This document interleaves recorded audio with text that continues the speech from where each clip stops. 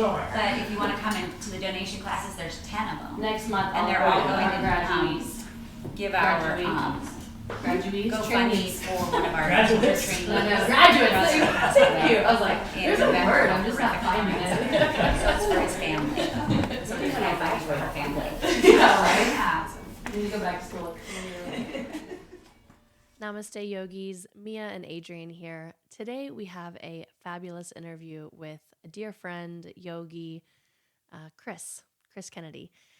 Today you're going to hear a little bit about how he got into his yoga journey, how it's been transformative, and how he has accessed parts of his life, of his practice that he never could have even imagined. So Chris, what is your yoga origin story? My yoga origin story. First, I got to say I'm absolutely delighted to be here. It's absolutely wonderful to share this in my own practice. I've found that, and in my career, that sharing like this really helps people, and so I'm very excited to do this. I started with yoga. So the very, very first time I was ever introduced to yoga, I was a theater student in high school here in San Antonio. And during theater warm-ups, we would do what they would just call sun salutations.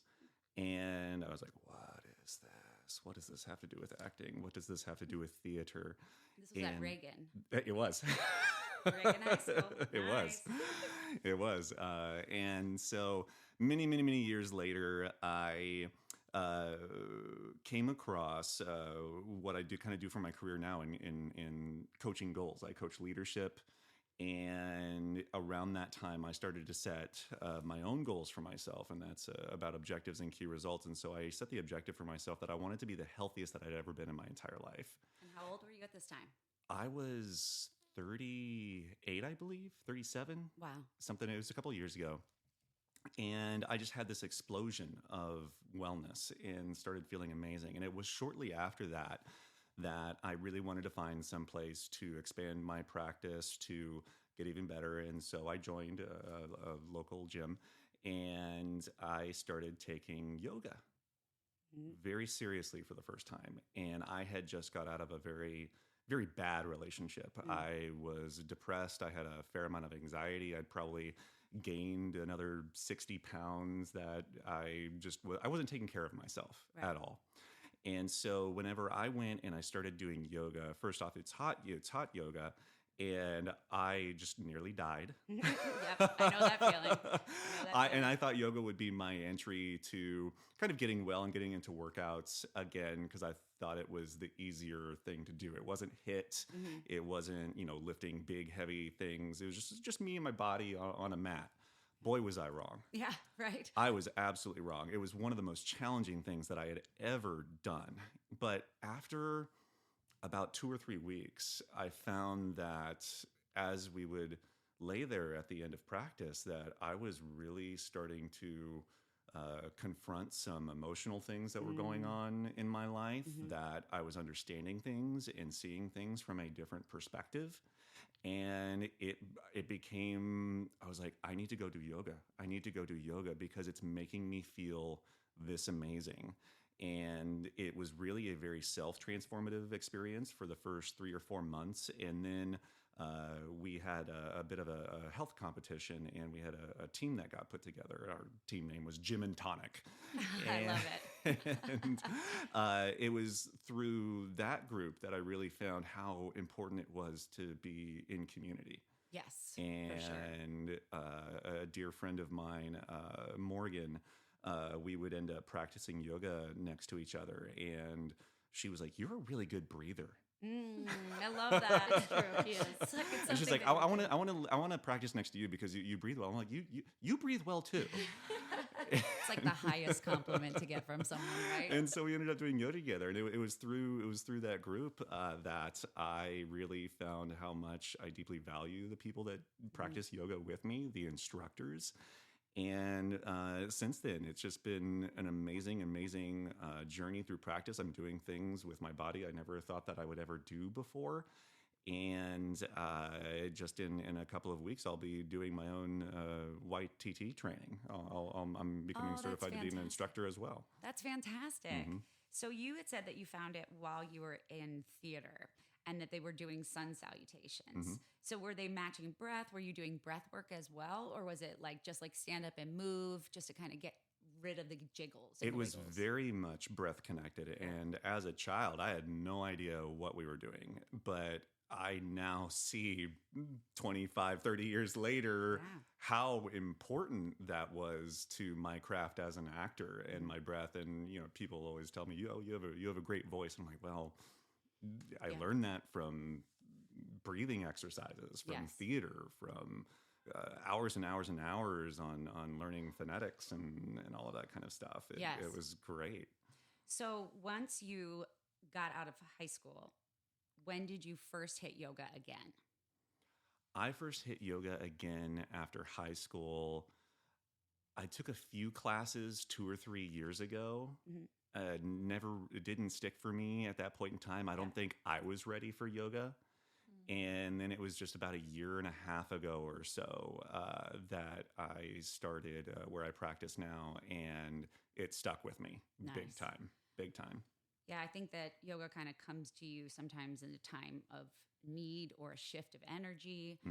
But yeah, I mean, it's kind of funny that like as a kid, you weren't taught breath connection with movement, and that it took till high school for theater to teach you that. hmm So what brought you back to the mat? So you went to the studio a year and a half ago, you fell in love with it. What was one thing that kept bringing you back? Was it the community? I always joked that I took care of myself half the year, and then I spent the other half of the year eating and playing video games. Nice. I would constantly be gaining and dropping 30, 40 pounds at a time because I would Wow. get tired of that. And what I realized is that I had just developed a fair amount of routines and habits that were just not contributing to who I really wanted to be. Mhm. I thought they made me feel happy. So, for example, going home and playing video games for 4 or 5 hours a night whenever work is done. At that point in time, I thought that felt good. Mhm. Ordering pizza and chicken wings and picking up a 6-pack on the way home because I deserved it. Right. Because I had a hard week at work and I deserved to eat this. Whenever I broke those patterns and realized that they were not healthy for me, and I set the new goal of being the healthiest that I had ever been in my entire life again, it was only at that point in time that I realized I needed to change my habits and routines that I came back to yoga as a entry point to getting well. So I have a question because you are a man, and a lot of times women are seen as like the majority of yoga practitioners, at least in the Western world, in the US. How do you feel in a studio being a man? Do you find that there's more of a balance nowadays, or do you feel like men are starting to come back up into the community? Quite frankly, that's never crossed my mind. Really? That's interesting. Good. It's good to know. As just being there, I've never really thought, oh wow, there's a lot of women here, or there's In a not enough balance. men. I don't feel comfortable without. That never crossed my mind. It's just At all. interesting because I just finished leading a teacher training, and I had 3 men out of 7 in this local area. And all 3 of them had said, it's weird sometimes because I can be one of the only men in the room. And I think because they were going through teacher training, their thought was, I don't want to be that creepy dude. You know what? So I identify as a 76-year-old, but Is that what do they call that? There's like a test you could do for your age. I'm a bit of an old soul. Yes. I am 39. I am not 67. Yeah, exactly. And going into the environment where I practice sometimes, I will say it does come across my mind sometimes. I want to be very careful to be respectful of everyone. And yeah, the dialogue of I don't want to be that creepy older guy in the gym or in the studio. You don't want to be that Well, it at sounds all. like, though. That wasn't localized to just yoga or anything. It was just in general. And so, but it's nothing that really ever stuck out to me, or I never felt off That's put great. being in a yoga studio where I was like in fact, I think I was in a class the other day where I was the only guy. Yeah, that's great. Very regular. Yeah, that's great though. I mean, because some men have that weird feeling of like, oh my gosh, I don't want to make them feel uncomfortable. But it's like, hey, this is yoga. It's a non-judgmental space. Mm-hmm. And you're doing this as a service, right? It's kind of like once you find yoga, it's your responsibility to share Mm-hmm. it. So what did yoga change about your life? I know you kind of talked a little bit about how the weight loss, up and down, kind of finding healthier habits. So when did you kind of notice the change or the shift from yoga on your mat to yoga off your mat? It was so last year I practiced for about a month and a half, and then I had a major surgery. And so I had to go about another 3 or 4 weeks without doing yoga, having just started yoga. Oh, wow. And I was like, I really need to go do yoga right now. Yes. Because I couldn't move. I had to basically sit still. And I had been put right back into the life that I had just gotten away from. Yes. Yes. And it was really, really hard. And it was just a momentous and joyous occasion whenever I was able to go back into the studio. So whenever I started to see those changes were probably 2-3 months in, where I was like, I'm not nearly as stressed.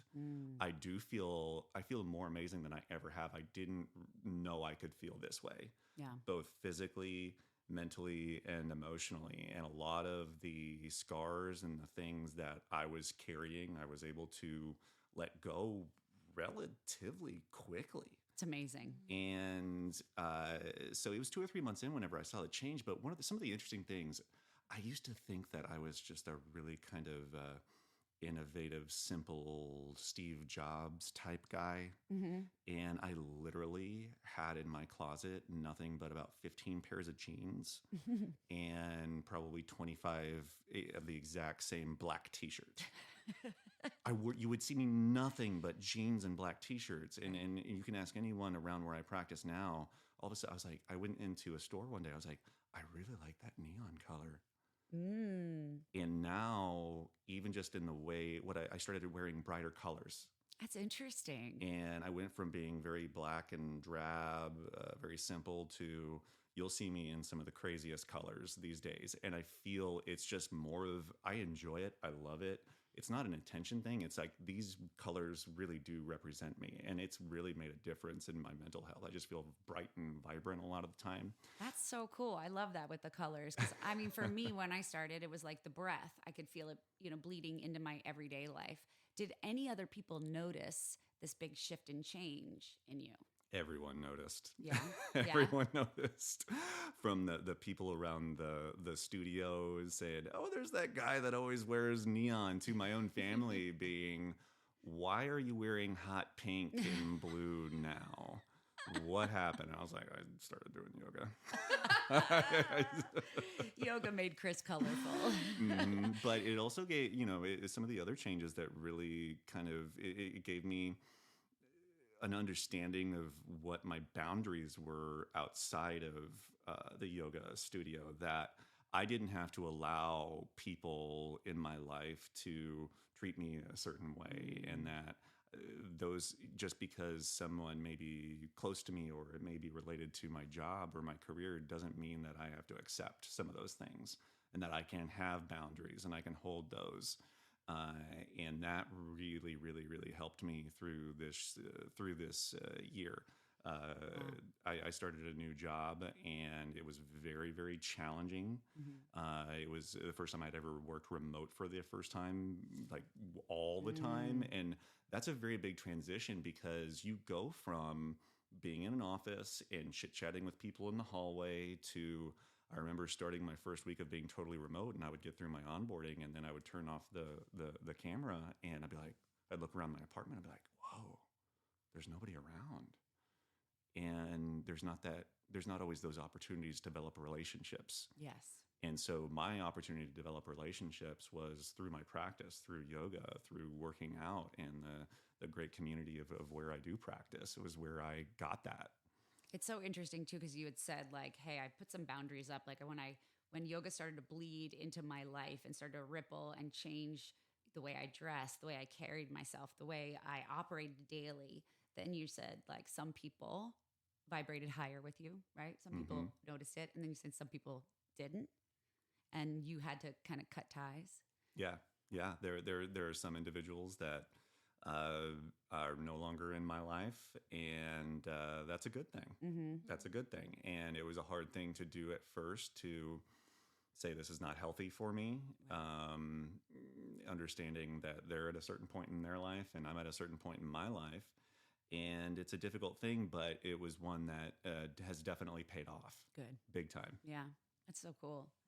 So what's life look like now since you've got yoga kind of embedded? Do you find that like every day you're craving some sort of yoga, or do you have like a set routine? I have a lot of good set routines right now. I mean, another one of those byproducts of having done yoga is I used to be a very voracious reader, and I just came away from it. And Mia has a yoga book study, and we read a yoga book and meet every once in a while, and found myself reading a lot more. And it has just been a joyous and wonderful experience. And one of the things for me is I always want to do proud by the ones that I love, and the ones that I love have been extremely supportive and understanding of I'm doing things now that I've never done before. I just recently, and you can attribute this to it as well. I recently started my own company last month. And it's something that I think prior to a year and a half ago, I would have never thought that I had the strength, the money, the willingness, the creativity to stand out and do something. But I already have clients, and it's bringing in income, and I'm like, man, this is amazing. It's like when you really put yourself out there, lots of good things come. Exactly. So did you ever have a moment, like I always think about when I played golf, when I worked in the beverage industry, I worked for Coors and a bunch of different beer companies over the years, and we would go play golf. And I don't know if you've ever played golf, but like there's like that perfect shot, right? That one shot that you hit the ball, your whole body, your breath, the energy of nature around you all just carries the ball, and you're just like, yes, I'm coming back.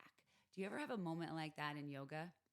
Yeah. So I've never really played golf, but the best way that I can equate that is I'm a big wrestling fan, and probably the most perfect wrestling match I've ever seen was Macho Man Randy Savage versus Ricky the Dragon Steamboat at WrestleMania 3. When was that? It was a long time ago. I was going to say, I think those names are back when I was younger too. It was a long time ago. But yes, absolutely. And there's usually a couple of indicators for me personally, I know whenever I'm in flow and I'm good. And usually that comes after having had rest, because I think rest is very, very important now. I kind of overdid it at one point in time, and I was probably doing too much yoga and working out too much. And I've recently started to take a lot more rest. And so I usually know anytime that we start off with an Om, and I'm able to achieve, I don't know how better to put this, but it's an exercise that we used to do in theater called soft focus, where we just try not to necessarily focus on any given one thing. Yes. And it allows a lot of emotions to come in, and allows yourself to be more open to things, being aware of everything that's around you. And whenever I'm able to achieve that, and I'm not always able to achieve that, I know it's about to be a really, really good session. Kind of a physical indicator that I have is anytime that half moon is called, and I'm just able to just launch right into it and maintain that balance for a short period of time. I'm just there. I'm in it. Oh, I love that. There's also the times where you just get so sweaty and you're just a mess on the mat, and you feel like you can do anything, and you're working through it both physically and mentally.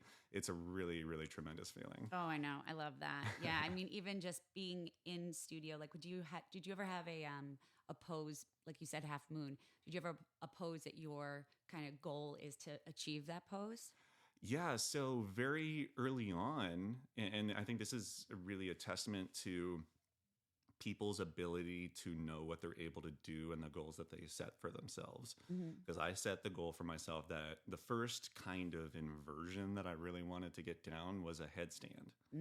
And it was something I never thought I would be able to do. Right. And then I just started practicing, and my friend Morgan, Mia, people that were within the community they would stay after class, because sometimes in class you don't always get the time to do that, and you need some play time. You definitely have to practice on your own to achieve some of those things. And so they would stay after class and just struggle with me, going through it.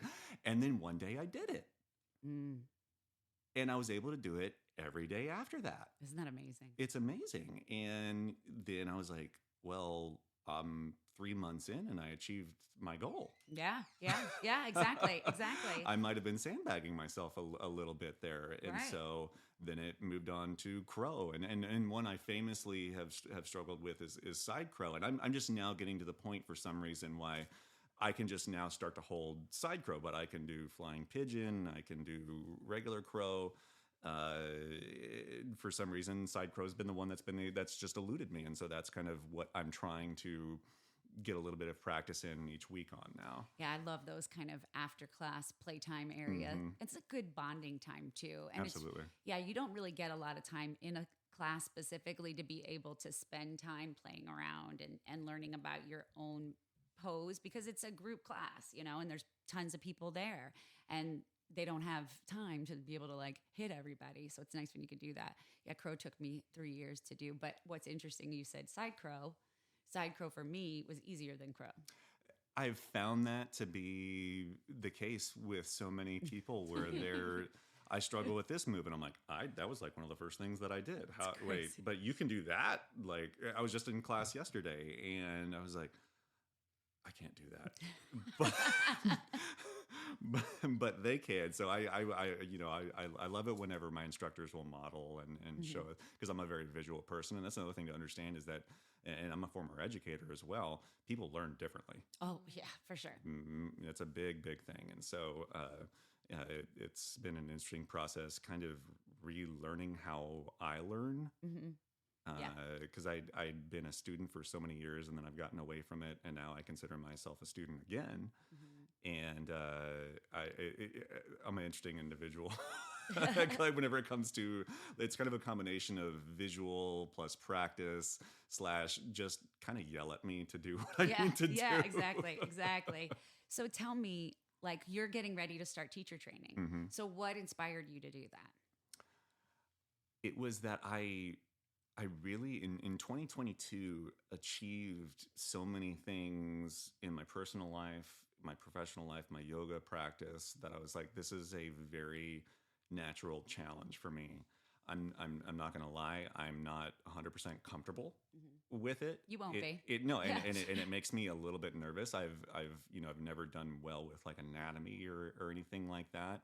A lot of the times whenever somebody calls out, put your shoulder in this place and align your hips, and in my mind, I'm just like, I don't know what that looks like or what that means. And so I've always struggled with a little bit of that. And I know going into teacher training, those are the things I'm gonna have to work hardest at. Yeah. Well, and I think too, the fact that you said you were nervous and that you're a little uncomfortable, that's a good place to be, That is right? the best place to be. Right. That's very cool. So what can others learn from your story? That the best time to start is now. That you do not have to gear up. I did not have a huge plan. While I did have some goals set for myself, I went out, found a studio. It clicked right off the bat, and so I was beneficial in that sense, that I found a community that I really, really love. But the best time to start is now. And whenever you go in and you see people doing lots of interesting things with their bodies, that you're like, oh man, I don't know that I'll ever be able to get my leg that high. That you can. Yeah. You can. Or you can do your own version of it. Yes.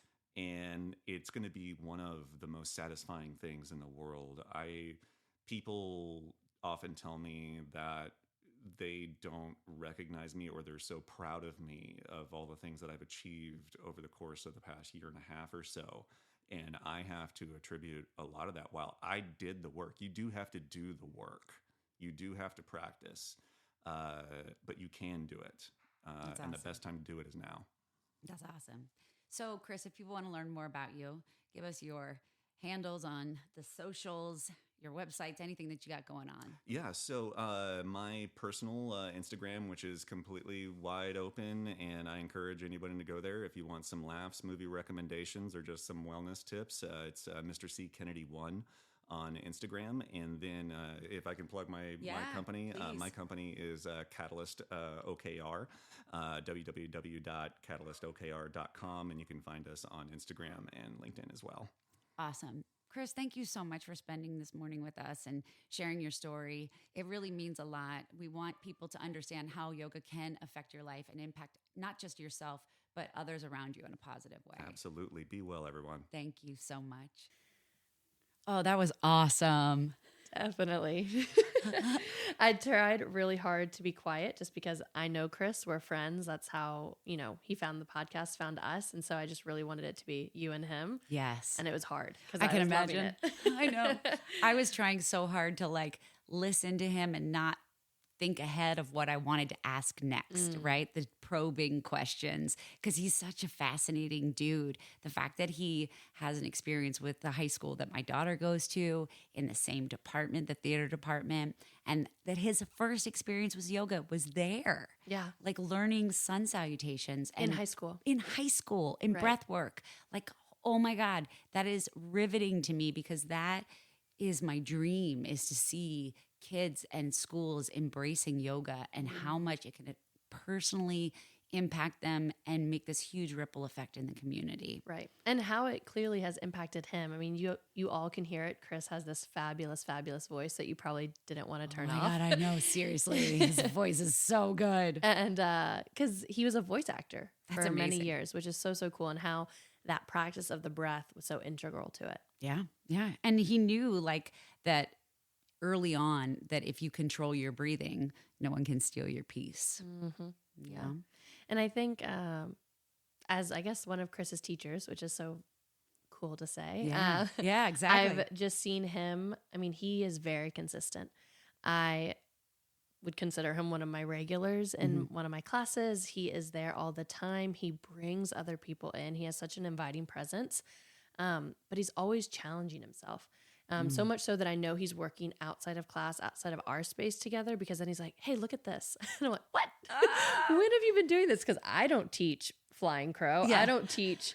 And also, but actually because of him as a student, it's pushed me to add time and space for you to work on your flying pigeon, to work on your side crow, to work on handstand kicks, whatever it may be. And he takes full advantage of them every single time. Yeah, that's a really good point. It takes yoga teachers a while to get really comfortable, unless they're like a contortionist or like some special kind of unicorn person that can just move their body in a way that's very familiar to them.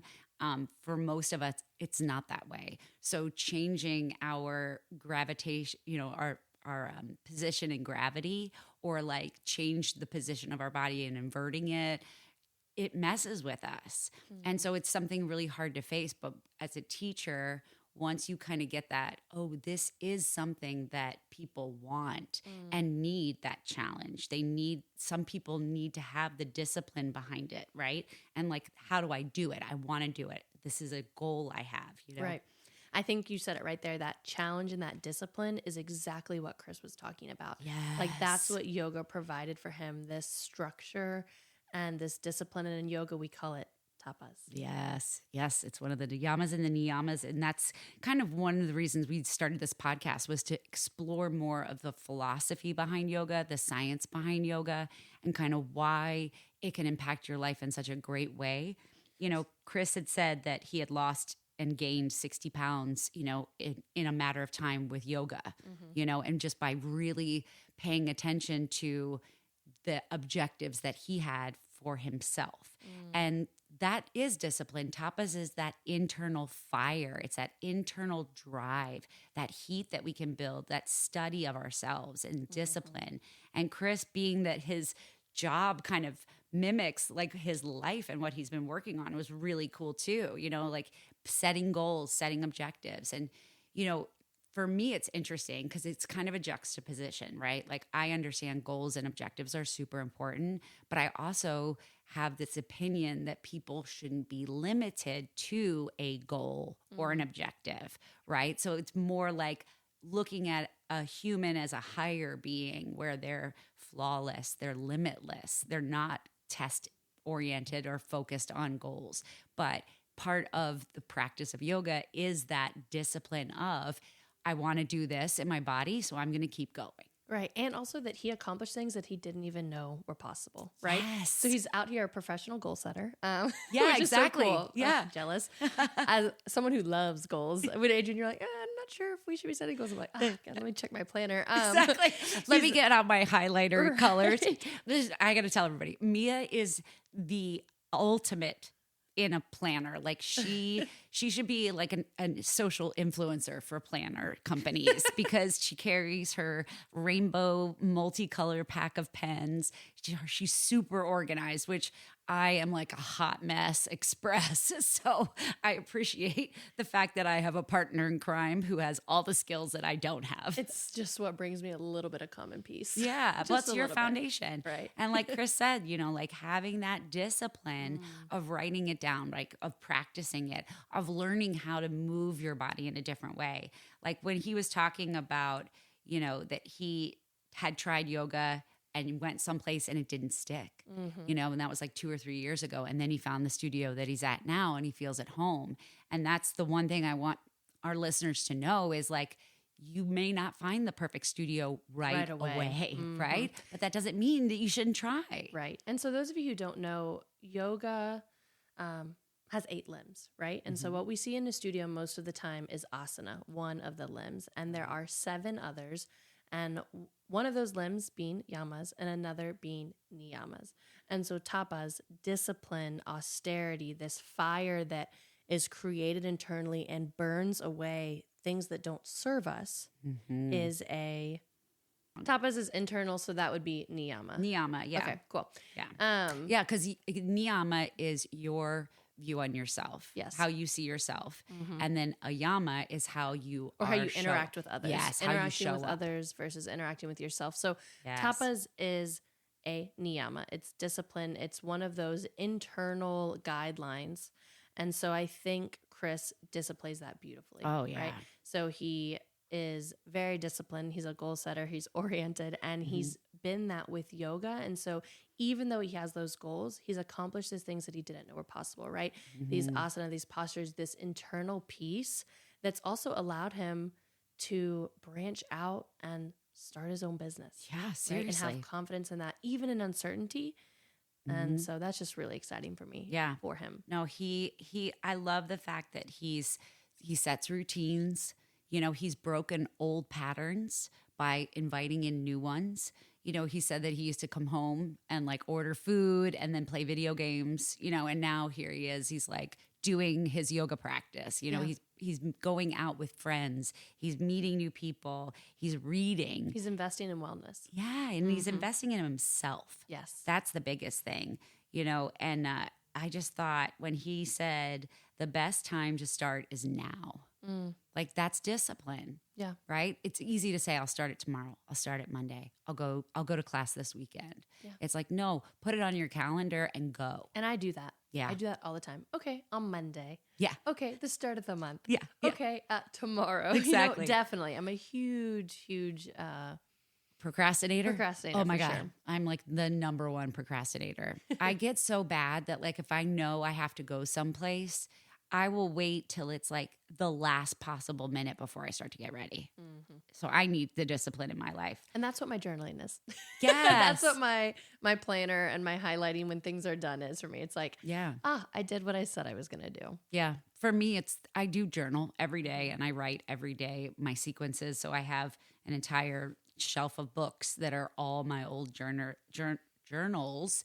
And I feel like it's really neat to see those physically there and know like that's my yoga career And your progression. on a shelf and my progression on a shelf. Like, and to go back and see like how I used to sequence and how I sequence now, and just like the refinement that I've been able to find, and even the mess ups that I've found, or things that I used to cue and now I don't. Have you I ever have heard, go ahead. Oh no, you go ahead because I was going to change the subject. Have you ever heard of a Kriya practice? Oh yes, Yes. Kriyas. So that's that Kundalini, which that's how I always thought it was called Kundalini, but it's called Kundalini. Interesting. I heard it on that. another podcast. Yeah, I actually heard it on another podcast, and it was from a woman whose father is Indian, lives in India, and that's how you're supposed to pronounce it. Say it one more time for me. Kundalini. Kundalini. Yes. Interesting. Yeah. Now- So Kriya is a huge heat building practice, a huge tapas practice. And so the studio that I trained with, our owner would offer those. And so much so that it kind of scares people. Yeah. Like she said that people would come in and be like, I saw Sangha, but it smells like a Kriya in here. What's going on? Like, it smells like a Kriya in here. It feels like a Kriya in here. Because, we're sitting here saying like, have that discipline, have that self-constraint, or have that austerity, have that commitment to yourself. But it is scary because things will change. Yeah. Right? Like things are going to change. And so that's something I know for myself, that for me and the things that I hold on to when I think about body image and when I think about how I thought about food specifically, yoga pushed me to a point where I don't think about those things the same way. Yeah. And that's tough for someone who has a lot of control over food and over body image and overweight. But it's pushed me to let those things go because they don't serve me. Right. Well, and it's also the fact that you're recognizing the patterns of brain thoughts. Your thought patterns are not serving you anymore. You're telling yourself these old stories, these limiting beliefs. Like we have so many limiting beliefs. And if we would just kind of sandpaper, on that wood and get rid of all the shit that's on top that doesn't need to be there anymore. Yeah. And all the stuff that we've been telling ourselves or that people have been telling us that we believe, how we've been raised culturally, all of those things we need to strip down and be bare bones and really look at the fact that we have so much power to do so much good that we cloud ourselves with bullshit because we're afraid. Yeah. We're afraid. Why are we afraid? What's going to happen? Change is hard. Change is hard. Your trials do not come to punish you, but to awaken you, to make you realize that you are part of spirit and that you just, behind the spark of your life is the flame of infinity. That was from Paramahamsa Yogananda. So that to me is like, your trials aren't here to punish you. I've never met a strong person with an easy past, right? You always are going to meet people that have been through shit. Been through the fire. And, one of the things that Chris said was the emotional release, right? So in the Kundalini practice and Kriyas, our practice of like a repetitive kind of motion, a mantra, the idea behind it is you are awakening the energy within your body and you're moving it through your breath, or you're moving it through chanting, or you're moving it through movement, or all three, right? So doing that can feel really weird. Doing like a breath of joy, where you kind of reach your arms up in the air, take a big breath in, and then you flop down and fold like a rag doll in half and let your arms hang and breathe everything out. And then come back up and you do it quickly. Like that can make you feel really uncomfortable. But what is it doing to your body scientifically is it's adapting you to stress in a way that allows you to deal with it and know that it's not hurting you. You can deal with stress. Move through it. Yeah. There's a great show on Nat Geo that Martin recommended in his podcast interview we're going to get to. And in there, that was one of the things. It's like we are always going to be under chronic stress because of the world that we live in. Yes. Yoga and breathing and meditating are all tools that you need. Yoga is not just movement, like Mia said. It's not just about that 1/8 of the entire practice of yoga, which is basically how to live as a happy human being. That's really all it is. It's not a religion. It's not a worship. It's an inward workout. It's a work in. It's a practice. Yeah, it's a practice. And there's definitely no perfection. No. So I think that's why I get tied up on goals and objectives, right? And I'm great with discipline, right? Like I can discipline the shit out of myself, right? But I cannot always achieve a goal or an objective, right? So I think that it's all in how you set it. So if his goal is to lose 60 pounds, right? You know, he put his energy into that and he was achieving that. I think my opinion about objectives and goals has always been, well, what if I don't hit it? You That's know, fear. fear. That's fear. Mhm. And I think though, True. you know, he hit his goal and objective. Maybe if that goal and objective was to lose weight, I think what he said was to be the healthiest he's ever been. Right. Yes, he did say that. He did say that. And yeah. so it's like, okay, you're going to hit it and then you can be healthier and then you can be healthier, then you can be healthier. Right. But so Yeah. I guess the same as anything, right? You can set this goal, you can have this objective, but it may change. You're going to hit it and then something else may be revealed to you. Right. Yeah. I think this really great description of tapas is fire and it being transformation. Yes. Right. So you may hit your goal or your objective, but you're transformed in the process. And then your goals and objectives look new because you're this new version of yourself, but it's someone you always were. Right. Yes. So it's like this idea of this compression and this force and this pressure applied to you as you are to reveal you as you are. You're still you. Yeah. Nothing about you has to change Right. to a certain degree, right? Right. You know, we're saying have this discipline, have this whatever. And that's not to say like create these goals that are unobtainable or create these goals that are inauthentic or create these goals that do not speak to you. You don't need to lose 60 pounds, right? Right. You don't need to hit side crow in your yoga Right. class. Right. But when you put yourself through your fire, through your process of change, through your pressure cooker, right? You are going to reveal parts of yourself that have always been there. And it's like this diamond, right? This diamond that comes out of all these years and thousands of years of compression and heat. Yeah. It's you. So you are already there. Tapas just reveals it. Yeah. And it's the work. It's the work of like laying down your ego, laying down your bullshit, laying down your limiting beliefs, and truly looking at the higher being that you are within. And everybody is that. Like we're more alike than we are different, right? And we all have war wounds. We all have scars. And it doesn't mean that one scar is harder or better than someone else's scar. You know, we're all scarred. We're all learning how to heal ourselves from the inside out and just show up better. You know, like one of the things that he said that I think is really cool is like being a part of a community. That's one thing that people overlook when we talk about yoga, right? Because yes, yoga itself is a personal practice, right? But we practice yoga in a community, in a room full of other people, because that energy that you have is so infectious around you. And you can see so much potential in yourself when you're with other people supporting you with like-mindedness. You know, yoga, the term is yoke. It's union. Yep. Right? It's union of your breath, your spirit, your body. It's a community.